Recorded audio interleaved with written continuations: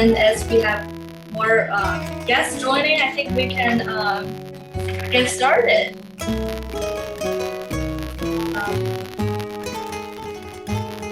If we can turn down the music. Yes, okay.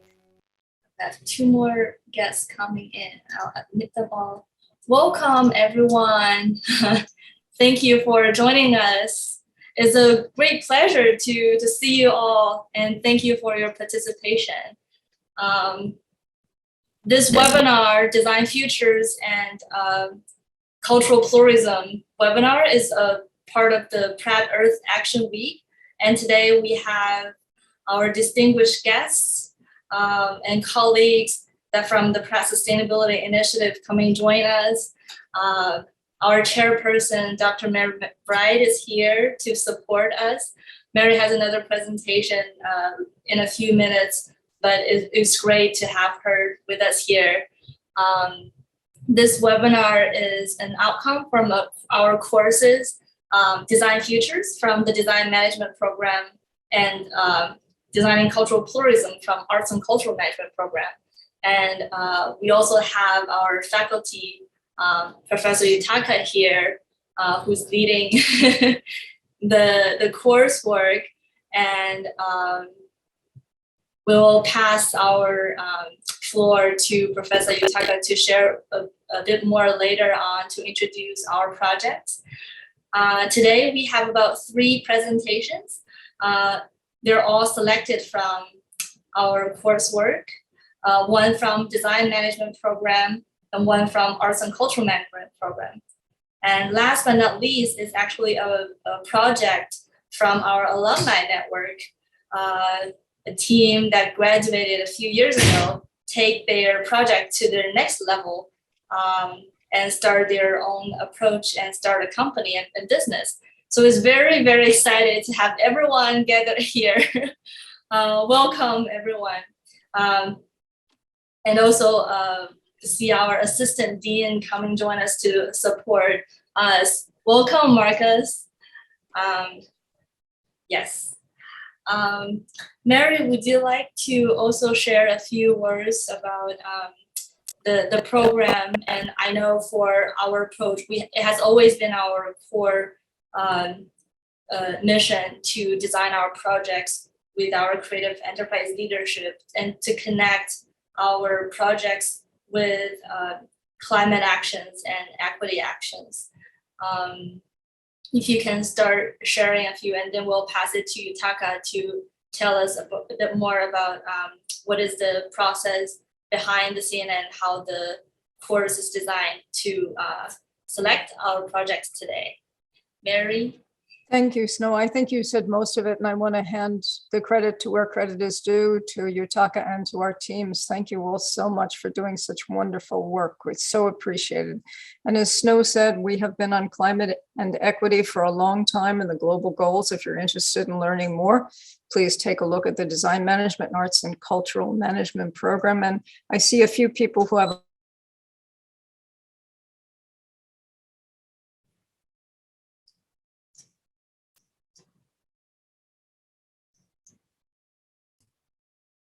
Yutaka, over to you, please.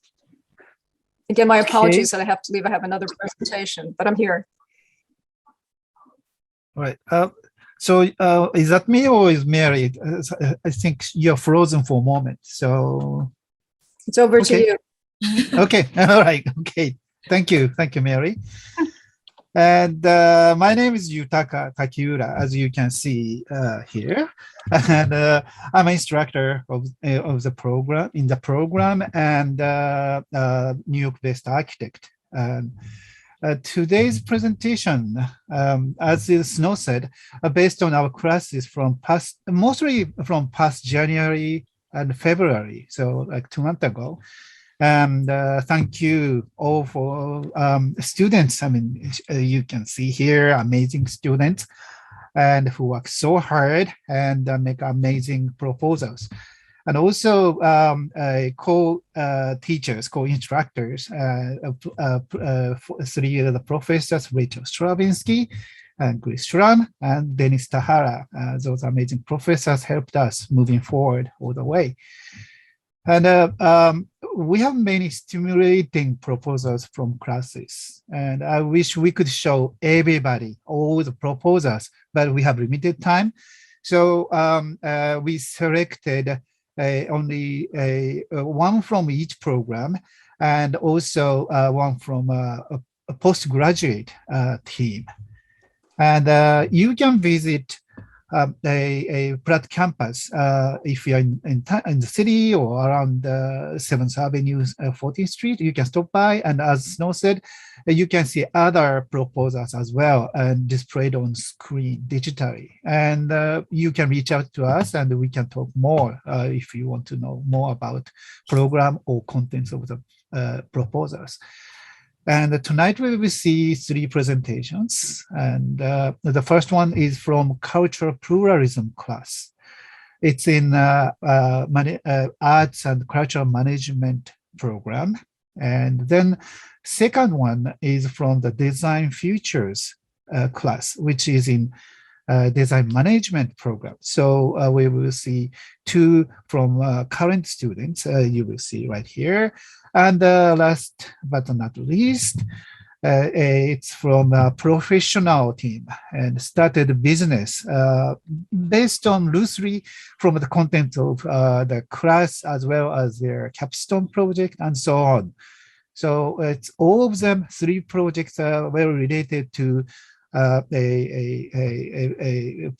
Pratt Earth Action Week theme this year.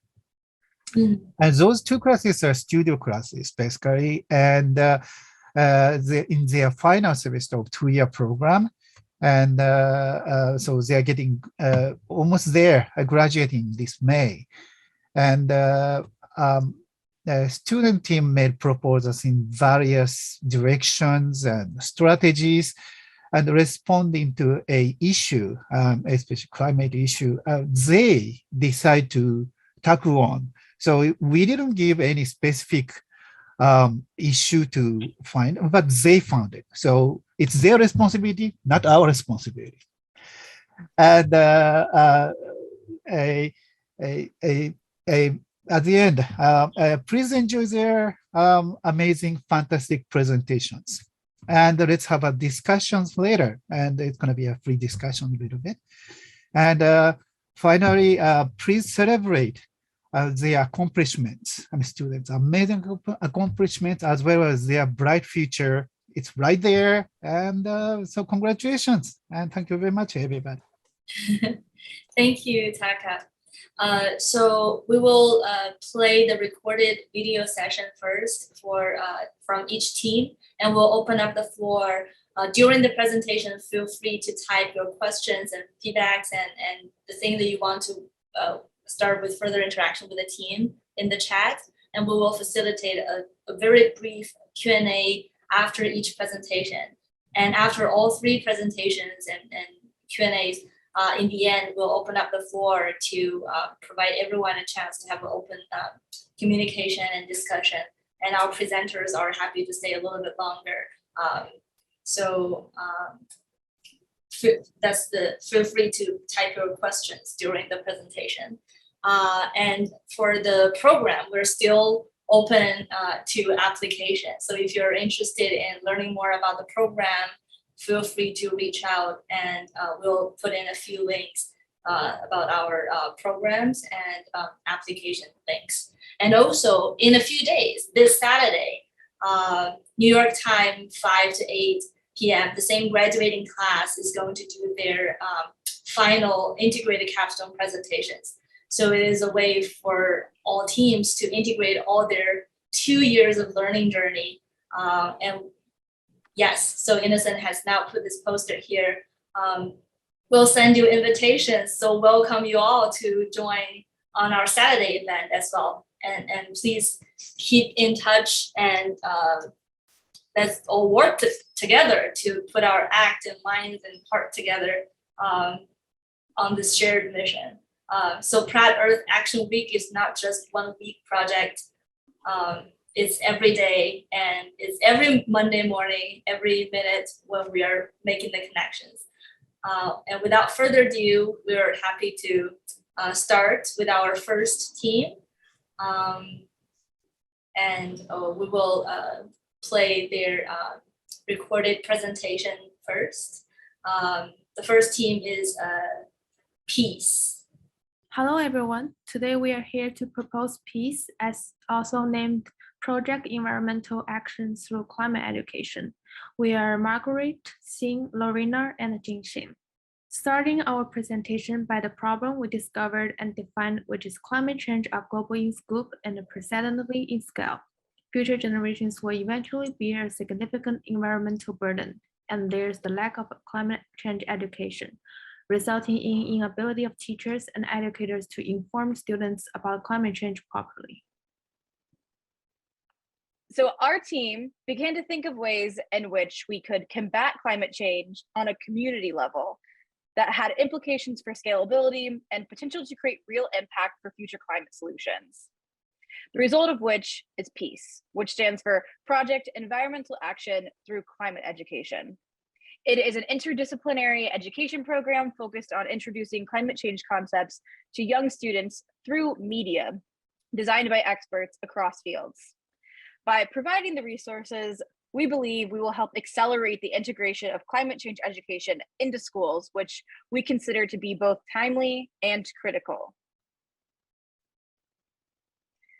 Since the objective of our project is to increase climate literacy among youth today, it should come as no surprise that our key target beneficiary is children.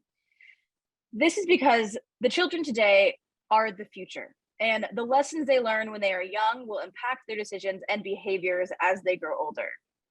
What we are hoping to cultivate is an awareness and sense of urgency when it comes to the implications of climate change at both a macro and micro level. By introducing climate change concepts to children as young as 6 years old, we believe our project will be the foundation for kids to further develop green skills as they progress through their education. Examples of green skills include problem solving, critical thinking, teamwork, coping with uncertainty, empathy, and negotiation in a climate solution context. We believe these skills will be paramount in building a more sustainable future, a future that will be shaped by the children of today. So looking at the statistics on the screen, we were pleased to discover that most teachers see value in teaching climate change in school. However, more than half of these educators say they do not teach climate change in their own classrooms or even talk to their students about it. We believe our project will directly reduce these challenges that teachers face in climate change education. So by examining the graph, you can see the biggest impediment is that teachers feel that it is not related to the subject I teach. Our media is intended to be cross-curricular and promote interdisciplinary learning. Therefore, teachers will be able to work together to customize their lesson plans according to their subject and grade. Teachers might also feel that the topic of climate change is too upsetting for younger students, but our media will cater to those as young as 6 years old and will focus on messages of awareness and empowerment. And since PEACE will be distributed to schools by a third party, it will circumvent the need for educators to be trained experts on climate change, while reflexively also allowing them to gain a greater understanding on the subject as well.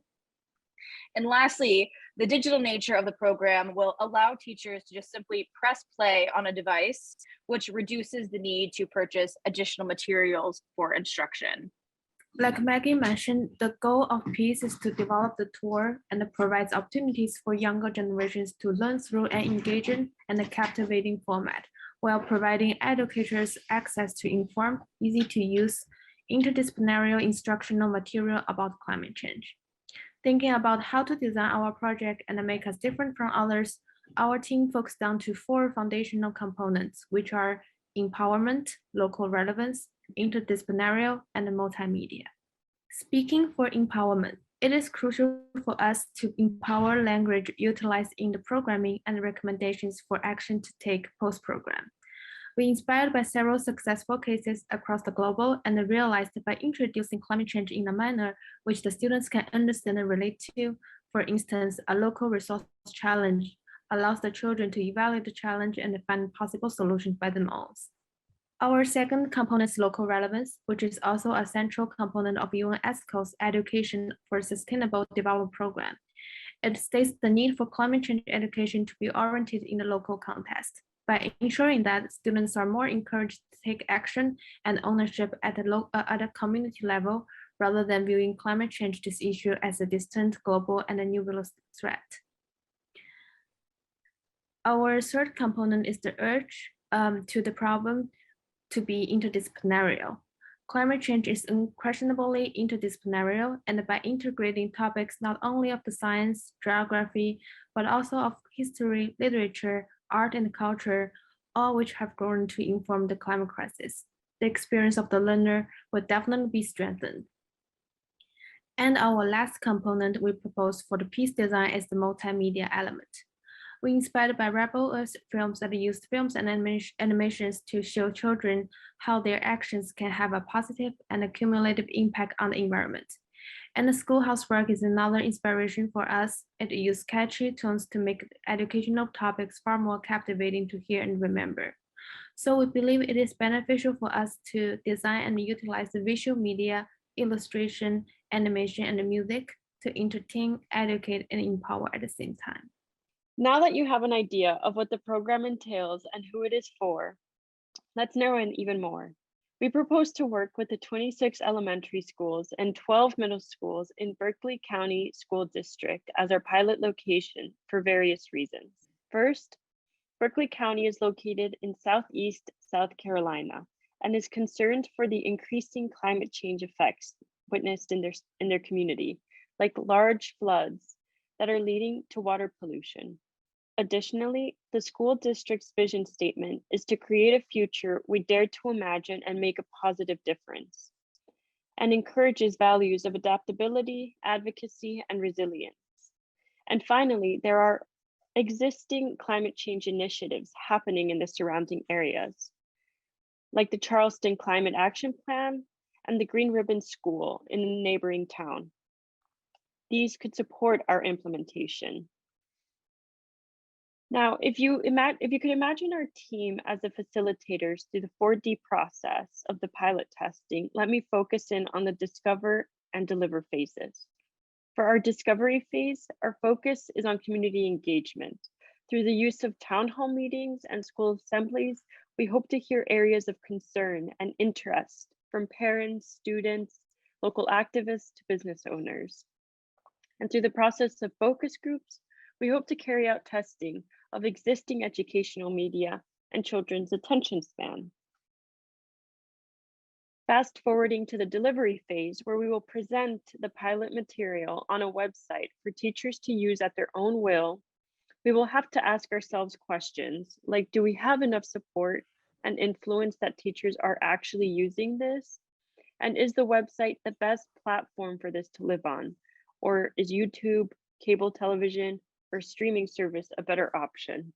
So as for scouting and dissemination, so first and easiest way for an educational program to increase in scale and reach more audiences is to be consistent and with time, and also maintain the quality of course materials. So the longer the program runs, the more possibility teachers and administrators will have to discover and adapt, making the program compatible with the current curriculum and teachers' proficiency. The successful dissemination of educational media program also requires proactive motivation and persistent support from both school and district levels. So with a higher level of support, we can form a larger learning atmosphere and more learning opportunity to generate more expression on environmental education materials. So like create a climate awareness club, summer camps, and other organizations which can free participants from school or home settings, which will liberate the mind of contributors and foster innovative thinking and creativity. And for personal level, we are going to use a more active approach to achieve dissemination, to select several ambassadors who are more likely to not only learn, but also passionately propagate our course.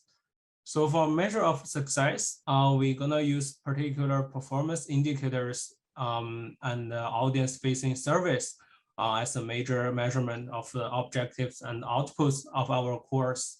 So the key successful indicators will include the number of school reached, how many collaborations we did, how many participants, like how many impressions we generate on social media, like how many students we recruit, and how many activities we hold.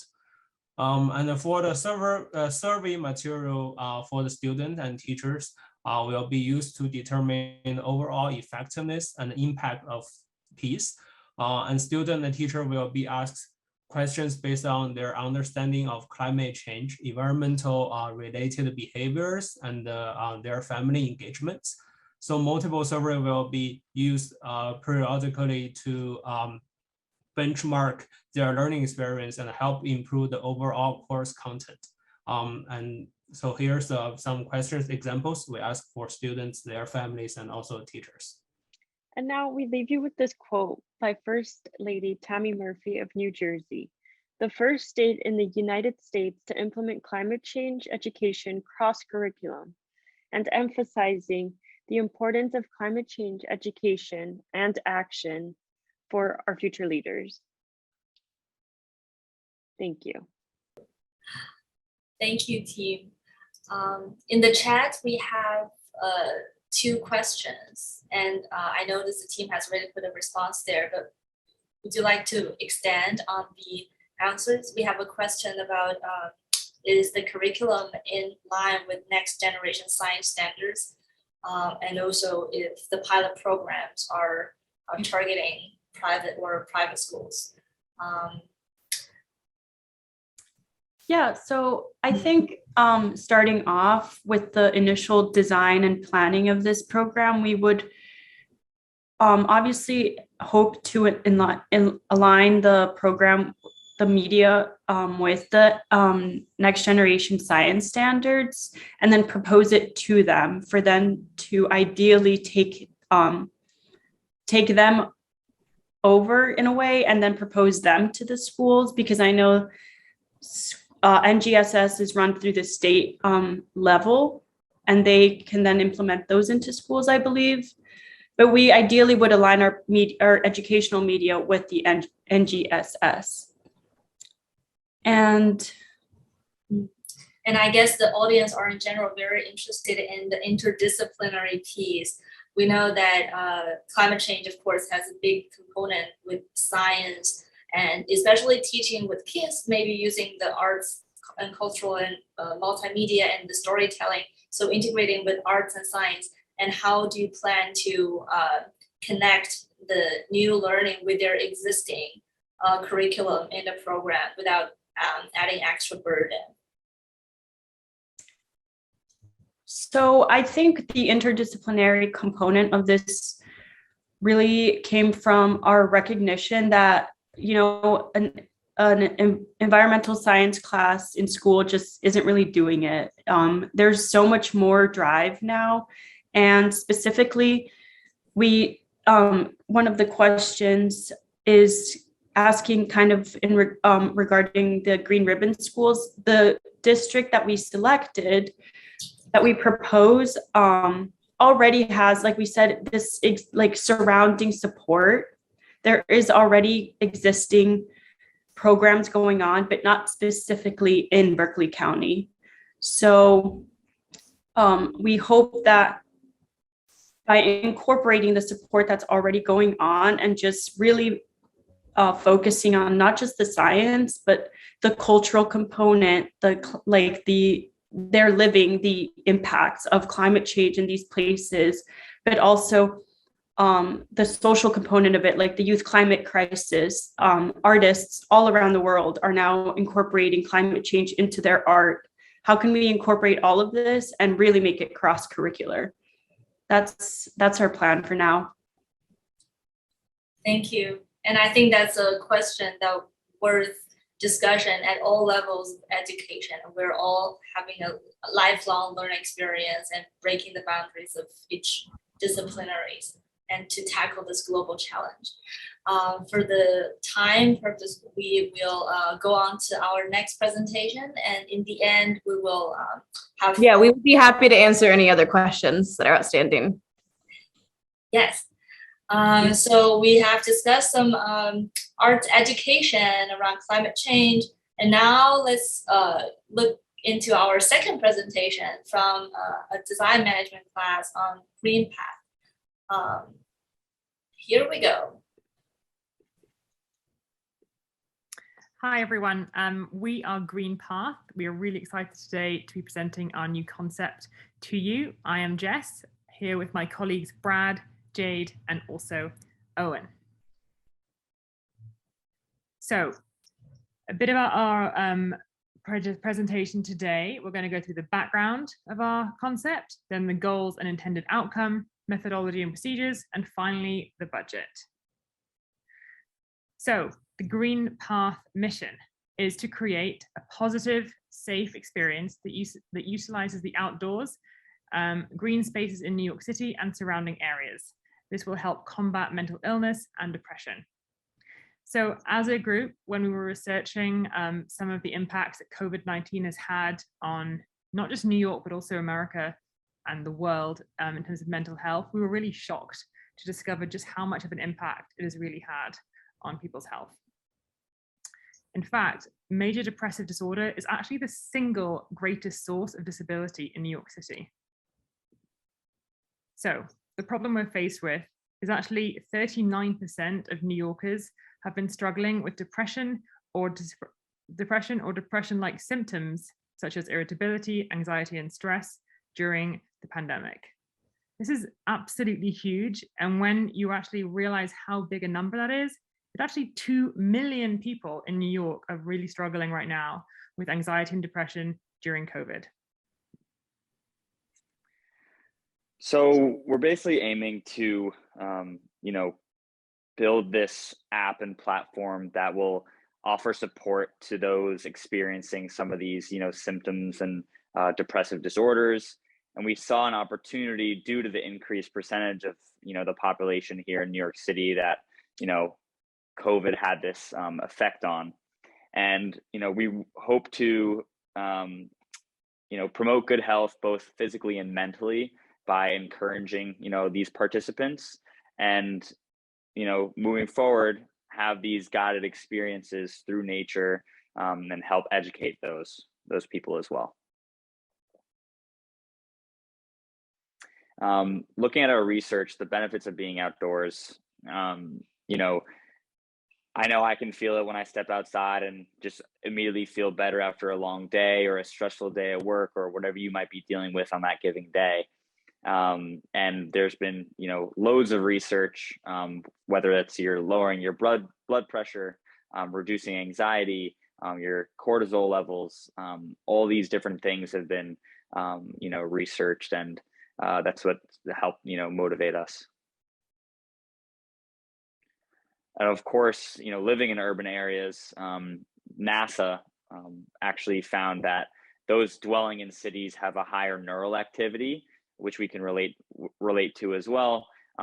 You're constantly being met with different distractions, immediately, stepping outside your apartment or home on any given day in the city. On another level, in Canada, there was a First Nature prescription program called PARX, and they actually help provide Canadians with passes to the national parks there. And, we hope to potentially partner with them, as well as sort of look at how their, plan is implemented. And lastly here, looking at Sarah's journey, this is a little user map we kind of built, of course, feeling depressed and lonely at home, leading to our platform, signing up for Green Path and utilizing, our features, going for walks in nature, hopefully making new friends through her experience on our platform as well, which ultimately leads to a happier, less depressed and, lonely time. So through this platform, we want to make sure that we keep 4 things in mind. The first is experience. And so we want to make sure that not only the experience through our mobile app, as well as the in-person experience through our activities are seamless and beneficial. as Owen mentioned, we really care about community. We see this as a way to build community and people, as well as, care for your health and mental wellness. And then at the end of the day, you can learn more about nature and your surroundings. Briefly going to go over our implementation plan. And so upon onboarding, users will be asked a series of questions, and we want to make sure that this entire process is personalized. And then we also want to make sure that we are sourcing and vetting our team, and then encouraging use of our app through reminders, and then also consider some contingency plans because anything could happen in terms of weather or location. So what does it mean to be outside? We thought of kind of like 4 sample activities that we want to think of as we move forward with this plan, such as hikes in upstate New York, organized soccer games, photo walks in Central Park, as well as group bike rides. We also want to offer the opportunity for peers to chat with one another in groups or have one-on-one sessions with mental health professionals if that's something that they need. So we will be launching this in New York City and surrounding audiences with the plan of taking this not only throughout the United States, but around the world in our 3 different phases as we focus on depression and anxiety. So these are 3 personas that we're considering and just kind of considering what their levels of digital literacy are, as well as the amount of money that they have to spend on mental health services. So the first is young professionals. And then the next are our working professionals who kind of are that sweet spot of having more disposable income and a pretty moderate digital literacy rate. And then we also thought that the aging population can benefit from this program the most, but however, we have to tackle the issue of low digital literacy rates as well as low disposable income. And so, as I said, we're looking at a personalized approach. So the sign-up process is really where we'll start that entire process through understanding, what is the physical level of our participants, as well as what do they like to do. And then throughout this, we will also encourage feedback throughout the process. In terms of recruitment and vetting, we want to be very intentional about who is leading these activities. And so we want leaders who have a background in psychology or wellness, and we'll recruit from universities or recent graduates that are in psychology programs. And then we will encourage our leaders to provide feedback also on the participants to make sure that we're ensuring the safety of everyone involved. So if we take a look at some of our potential partnerships here, we feel like we could really utilize some of the current cities that already have some of these networks in place, such as the New York City Parks Department and the Central Park Conservancy, as well as AARP that could help us extend our reach to maybe some of the older and retired persons, as well as some potential funding and some capital resources such as Patagonia and REI. So taking a look quickly here at potential marketing, we're looking to highlight the New York City transit system, as well as possibly some locally targeted television spots and some print media for local businesses, as well as hitting social media, Instagram, TikTok, Facebook. We hope to measure KPIs such as click-through rates, cost per impact, as well as customer retention through putting QR codes on our media. So if we quickly look at our startup budget, we're expecting to need $875,000 to get us through 6 months of working capital with a monthly maintenance of $3,600. We're hoping that we can acquire some of this funding through strategic partnerships, as we mentioned before, with REI and Patagonia, as well as government grants. We're also hoping to monetize this platform. For our premium options, we may have additional experiences available to some of our paid members, as well as advertising options on our platform. So with that being said, we need to consider some of the potential considerations here. Data security being chief among them, making sure that everyone's data is personally stored. Geographical limitations as far as how the ability for our users to be able to be matched up with the physical output of the actual activities, personal comfort within the groups and people being comfortable with one another, as well as Jade mentioned earlier, inclement weather and what to do in the event of trips having to be canceled, and as well as receiving lack of feedback So why is Green Path important? Well, with such a significant population of experiencing the feelings of stress and anxiety, Green Path will be an oasis of hope. Gathering participants in nature to experience the healing provided by shared experiences in these green spaces will really bring into focus the need to maintain and protect our natural world. And by offering these shared experiences, Green Path hopes to realize a future in which citizens are free of the stress caused by the uncertainty of living in an overpopulated world and embrace the beauty of nature. And with that being said, we thank you for your time and we look forward to your comments. Thank you. Great job. We have a question in the chat, and also if you can think of any question, you're also feel free to unmute and ask the team directly. Leonel, would you like to ask the question to the team directly? Sure. I think sorry that I feel like I'm monopolizing the question time, but the question is similar to the first groups. How do you hope to deal with, in your case, these interjurisdictional groups, right? You're looking at potentially lots of different trails and with different stakeholders involved that may already have some similar tools in place, but maybe not a comprehensive one. So have you given thought to that and what that might look like, that process? Yeah, I don't think we've given a lot of thought just to the different tools that would be available. We sort of more envisioned a Groupon-esque sort of system where people could rate certain walks, or they could give some feedback on various experiences that would then lead us to be able to determine things that may or may not work as well as others. And then from there, we could hopefully build out the service offerings based on feedback. I hope that answers your question.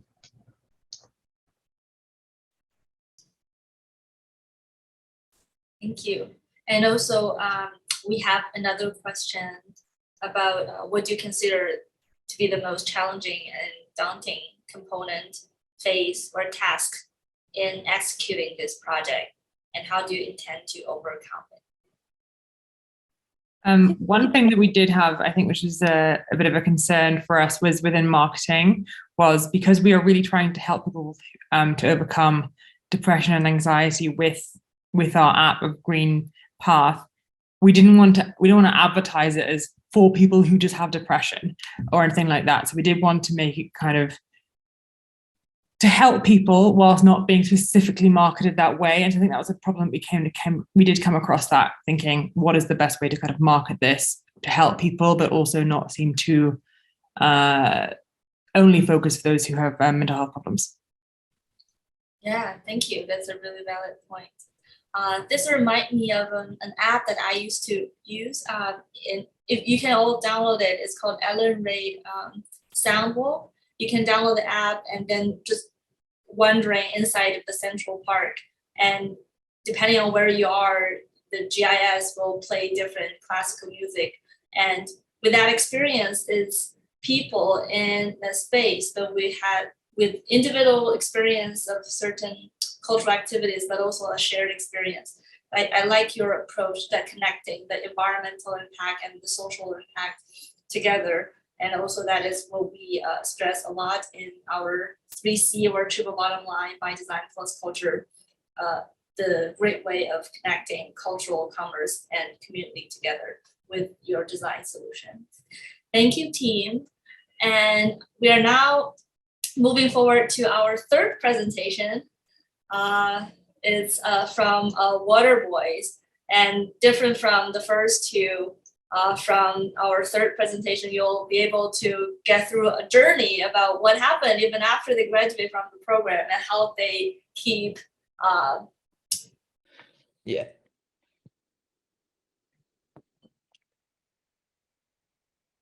Hi, everyone. It's Dom from the Water Boys. And Nick, and we're so excited to be with you here today.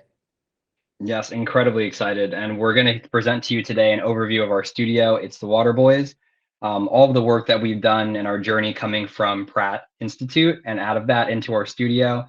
And then a lot of the cool projects too, including a sneak peek at some of the work we've done over the course of the past years, and our work that focuses on designing sustainable solutions for our local communities. So first, who are we? So we're the Water Boys. We refer to ourselves as a research and design studio focused on reimagining how we design sustainable solutions, specifically in our local communities. And more specifically, the team.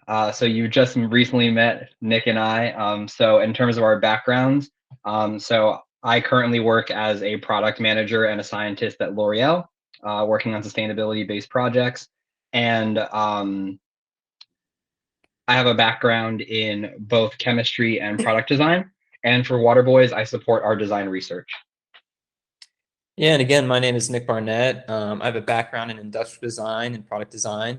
Been in the furniture industry for quite a while, so kind of that craftsman bit on there. And I've been a freelancer for the past couple of years. And with the Water Boys, I focus more on like our industrial design and product design aspects. And lastly, we have T. So unfortunately, he couldn't make us today on the webcast. But T actually is currently based in Thailand. He works as an art director at a really big creative studio in Thailand, and he supports a lot of the branding and creative efforts from the Water Boy side. And when you think about all of our interdisciplinary talents as they come together, we always refer to ourselves as design managers. We focus on a lot of those principles and the values of that in our work, and you'll hopefully see that in the rest of our presentation. But first, we really wanted to talk about our journey. So our idea for Water Boys and our idea to create a studio was really incubated at Pratt Institute. Through a lot of our studies across triple bottom line by design, our focus is, of course, on water, waste, and sustainability, and just our passion to really do a lot of cool projects. But along the way in our journey, we can definitely say it was never super linear. Our goal was always to get towards capstone and figure it out after that.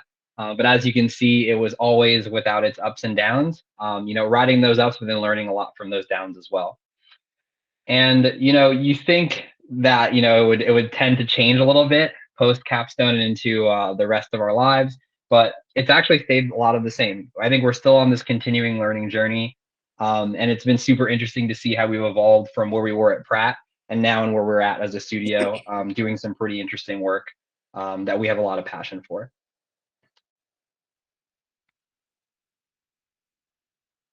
And, while we're at Pratt, I think we kind of break it down in this little timeline of our different projects from when we were in graduate school to when we were post-grad and starting Water Boys.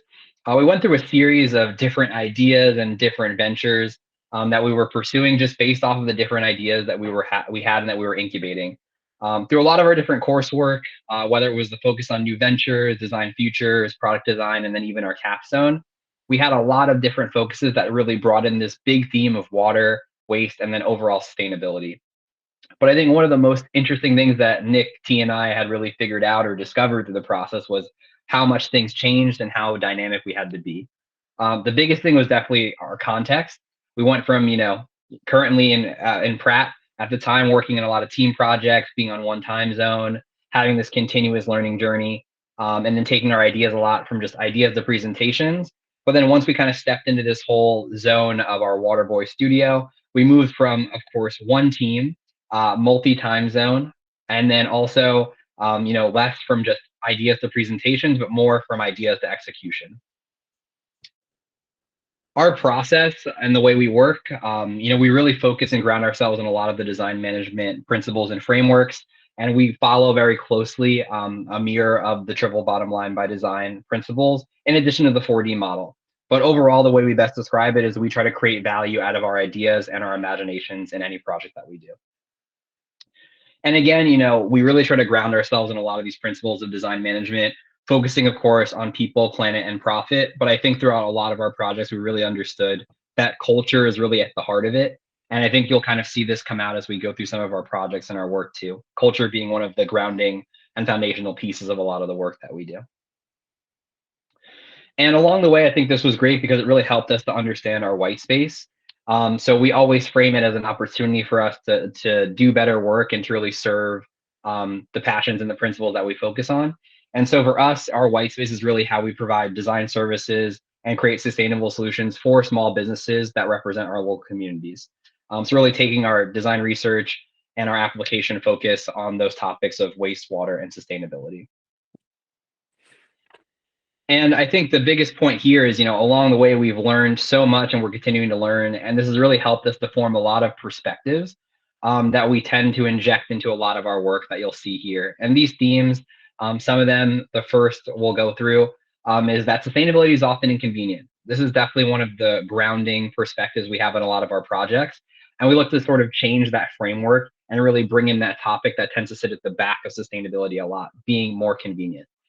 The second is reduce, reuse, and regenerate, taking a little bit of a step further off of circularity, how we can also think about models that really iterate off of themselves to not only reduce waste, but then create and produce more value. And then next is this focus for us, which is this hyper-local focus on the communities we represent in Brooklyn, now Jacksonville, and then also in Thailand, and how we're really focused on creating value for local communities through our work. And then lastly, that grounding aspect from design management, how our work should always reflect the cultures that we operate in and that we want to serve. So those are how we've kind of grounded ourselves. And now we'll have Nick take you to some of those projects that we've been working on that demonstrate some of these perspectives. Yeah, and so our first project, which we put out, I guess the summer of last year, is the Water Boys service. And this was one that was born out of our last year in the DM program, and that we actually continued into a business and then transitioned into that studio. And so the Water Boys service is a circular water bottle service that provides a more sustainable and convenient alternative to your traditional or conventional bottled water. And so kind of what that looks like is traditional bottled water is this very much this linear process. You know, you pick it up at a store, you drink it, maybe refill if you're bold enough, and then you throw it away, and that goes to a landfill. Very rarely does that actually get recycled. And so for our service, we kind of wanted to rethink that, you know, focusing on the water and then the waste aspect. So the Water Boy service is, imagine it, you still pick it up again, you drink the water, you refill it, which we encourage you to, and then you'll actually return the water bottle to one of our convenient drop-offs and just in your neighborhood or local community. We'll service that, fill it back up with fresh, good water, and then we'll put it back in the store and you can pick it up again. And so that's kind of this model we're going off of. And so kind of the rest of this project too, we really wanted to bring that to life. And that's kind of part of our process. Like, how can we envision this and kind of see that in our communities? And, you know, so here it is too, just how it looked like in the bodega in the corner in New York. And we really focused too, at the time, we were in Williamsburg all together. So that was our local community, and that's where we focused with this project. So this is how we saw it, you know, and then on the corner of Joe's too, this would be like our convenient drop off. So once you're finished with that bottle too, and it's this stainless steel bottle, you put it back in one of these drop offs that are all around the community, and then we would pick that up. They could also be at a coffee shop too. So your local coffee shop on the corner, kind of a different iteration of this and what that drop off might look like, but still very much a part of the community in that same look. And once these are all picked up too, we really wanted to leverage these kind of micro factory ideas. And so how we could have a facility in a community that'd be small enough to function well, also service, and then be decentralized enough so that we can move it to another community as well. And again, this is how we vision that, you know, and this kind of just helps us bring it to life. And then lastly, just as important is we really had to think about, you know, kind of what like that local branding might look like, or that campaign, and just how you could see this in the community. So here we have it for Brooklyn, and we also had some other fun iterations too of like what it would look in my hometown Jacksonville and what that could be, as well as T's hometown Bangkok. So and what these services could do there. So this is only a snapshot too of the Water Boys. There's a lot more you can like kind of see on our website, but we also kind of wrapped that up and we wanted to move into our next project. So this is called Wasted. And this is one we're working on right now. We're about to release it, but it's again, enabling circular waste behaviors that create and retain value for the communities. And this one is quite fun too. And I guess what we're focusing on the idea of mass waste to kind of illustrate this, which has been a big problem throughout the past couple of years, which I think we're all aware of, but how we can like focus on that and the materiality of it, and then how we can retain and create value for that community with it. So stay tuned for that. We're very excited to launch it. And that should be coming out soon too. So, and here's our logo for it as well. We're pumped for it. And, you know, that's all right now. I think we kind of have a quick presentation. We just want to tell you a little bit about who we are and what we do, and just show you that with the projects. But please feel free to like drop us a line in the DMs, email us, reach out. We'd love to share some more work. You can see it at our website. But yes, please, if you have any questions too, I think we have some time for a quick Q&A, and we'd love to hear your thoughts. Thank you again. Yeah, awesome. Thank you. Amazing. Thank you. thank you. Also walk us through your journey. Love the curve with you think you're done with capstone, now you're still learning and keep renovating and with that iteration. I liked your approach with working with local collaborators and community partners. I wonder when you first introduce this idea or start a conversation and potential collaboration with your community partners, what was their first reaction and what is their feedback and idea on this water services at the beginning, or any changes along the way? Yeah, I think that's a great question, Snow. I think when we first started the project, I think it was really interesting because I think we imagined we'd actually get a lot of like pushback, a lot of just giant question marks, especially because we were dealing with, you know, circularity around water bottles, something that we all consume that would then be reused again. So we imagined we'd always get comments about the hygiene and how safe we can make it. But actually, when we approached a lot of the people that we intended to work with as partners, we were actually pretty surprised at like how embracing they were of this new type of idea. One example would just be we approached a lot of microbreweries.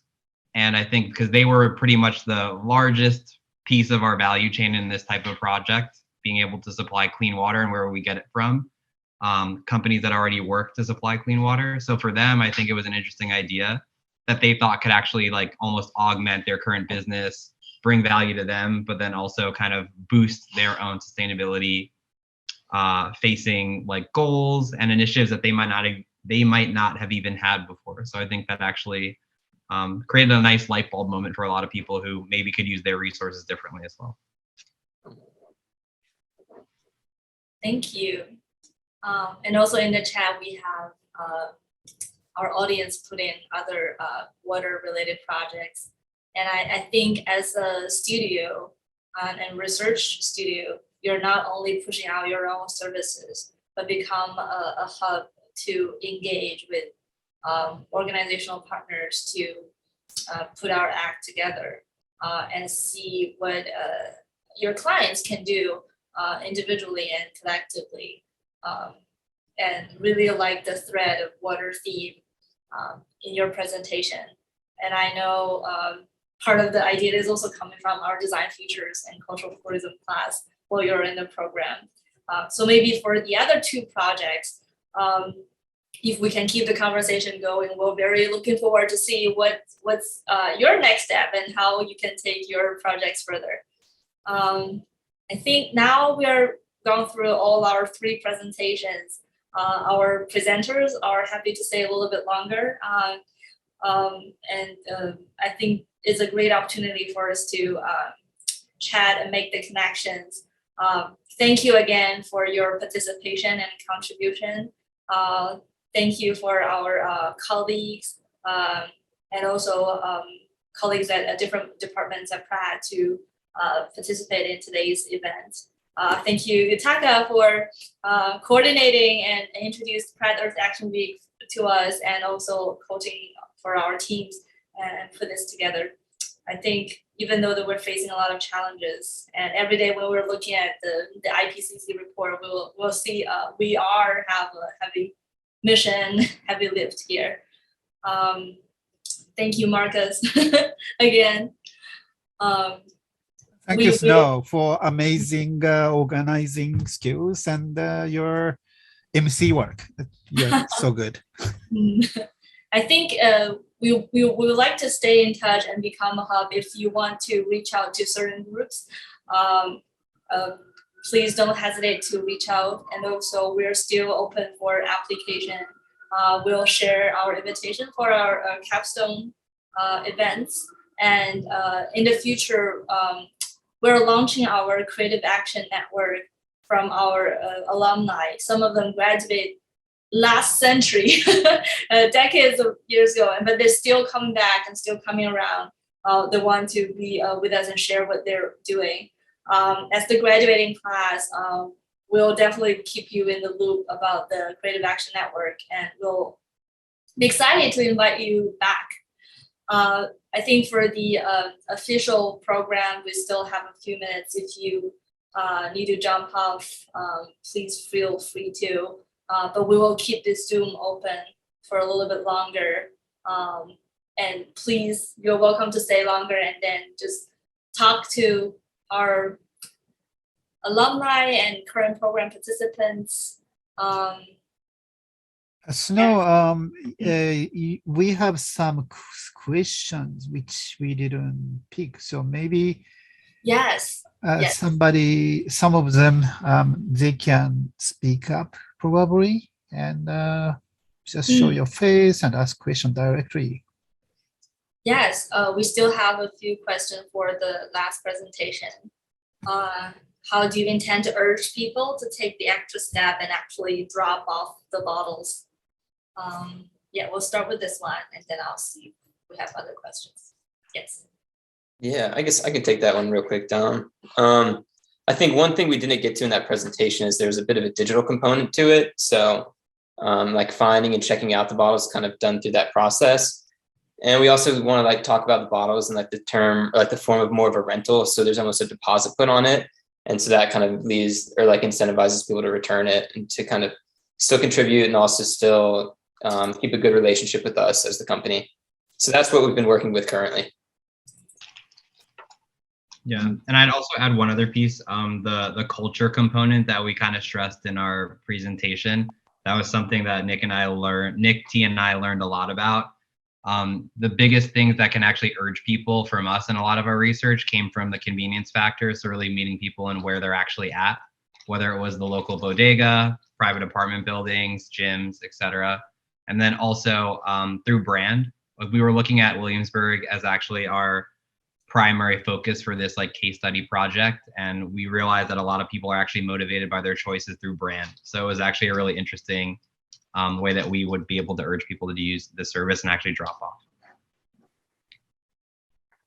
Thank you, Dom. And we have a question from Giselle asking, do you consider elaborate this to other beverages other than water? What is your consideration on that issue? Well, it's good to hear from you, Giselle, too. It's been a while. I think we went on that one of the trips a while back. So good to see. Right. Yes. I think we had initially, we started with water and then kind of started to think about like water varieties and then like sparkling water and things like that and just trying to keep it simple. But I think that's as far as we got. Dom, do you want to kind of build on that more? Or? Yeah, I think when we were in Pratt, it's actually kind of the reverse to Nick's point. We actually did a lot of projects that focused on different types. Like we had thick water, which was just like a different experience that we were messing around with. We had sparkling water varieties, different things. But overall, I think in terms of how we thought about this project, it really was about keeping it simple and providing high quality water. So that's what we focused. But I think you can imagine like it's more about the service model and how you can facilitate circularity around any type of product. So for us and everyone else here, I think there are definitely a lot of ideas around even, you know, like Tupperware and like even just like your general food packaging. Like there's a lot of different extrapolations you can make to integrate this into different things that already exist and that you interact with. Even at work 2 days ago, I guess because of Earth Month and a lot of the focus on sustainability, they actually integrated an enterprise circular service that provides you Tupperware in exchange, and they actually eliminated all of the waste bin. So even outside of what we're doing, I think we're seeing a lot of these ideas converge. And same thing in coffee shops. There are a lot of different models too around specifically coffee, not even including water.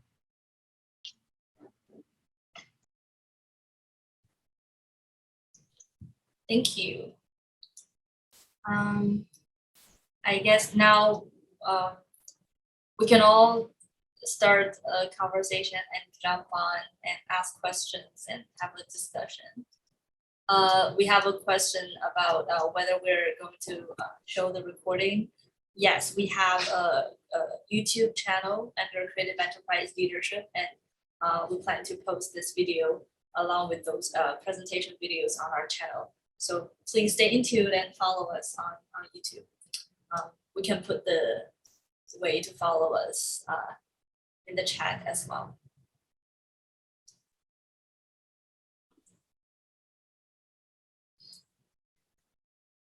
graduating class. Are you excited about graduating?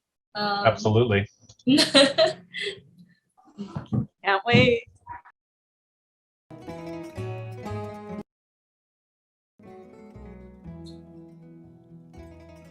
It's definitely just a new beginning. We still have alumni come and visit us every weekend, and we start to enlarge our circle to more friends and mission drivers.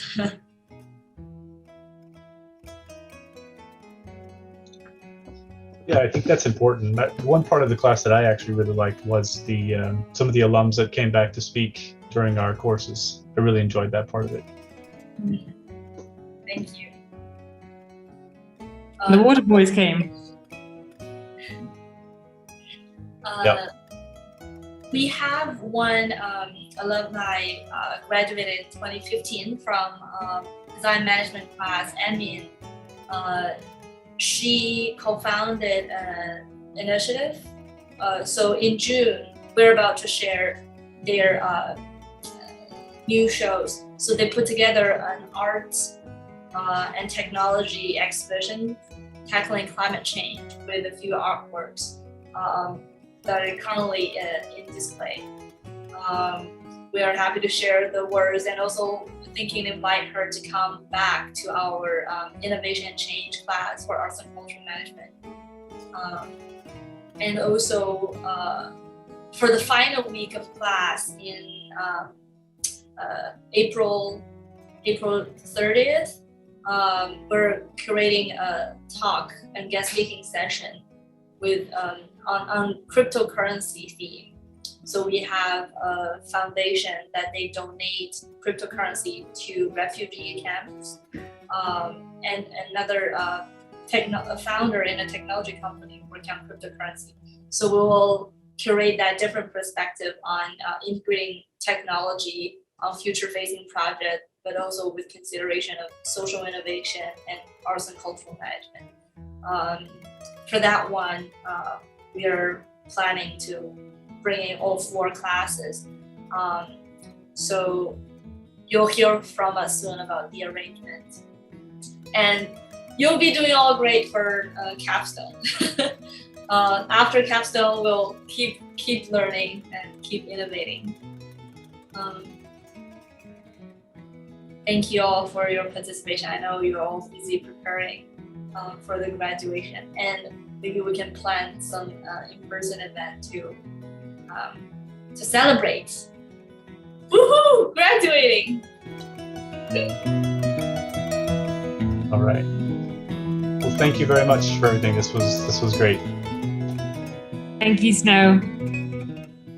Yes, thank you, Snow and Yutaka. Thank you, Yutaka. Thank you.